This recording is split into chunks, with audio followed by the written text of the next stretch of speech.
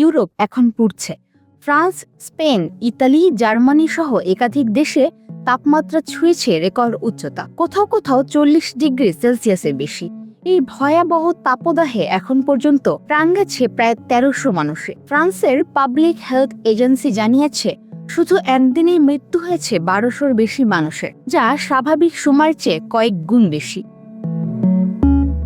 এই সংকটময় পরিস্থিতিতেই উঠে এসেছে এক বিতর্কিত মন্তব্য। প্যারিসের ডেপুটি মেয়র অড্রে পুলবার, যিনি আন্তর্জাতিক সম্পর্ক বিভাগের দায়িত্বে আছেন, সরাসরি দায় চাপিয়েছেন আমেরিকার উপর।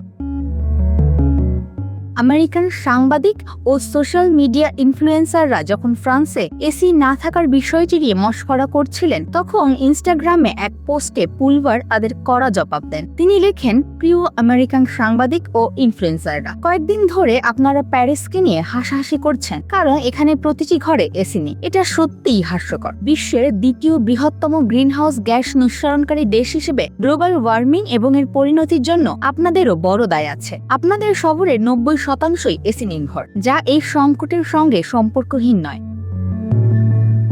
ফ্রান্সে এসির ব্যবহার তুলনামূলক কম, মাত্র 25% ঘরে এসি আছে, যেখানে স্পেন, ইতালিতে এই হার 50% এবং আমেরিকা, জাপানে 90%। ফরাসিদের মধ্যে দীর্ঘদিনের একটা ধারণা আছে যে এসি ব্যবহার স্বাস্থ্যের জন্য ক্ষতিকর এবং পরিবেশের জন্য খারাপ।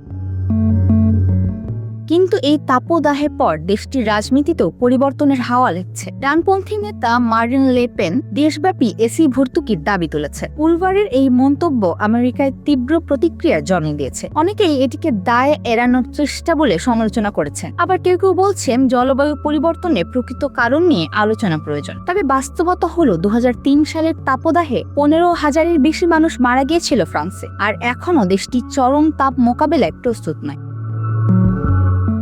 এই বিতর্ক আসলে কি প্রমাণ করে? রাজনীতি নাকি জলবায়ু সংকটের গভীরতা?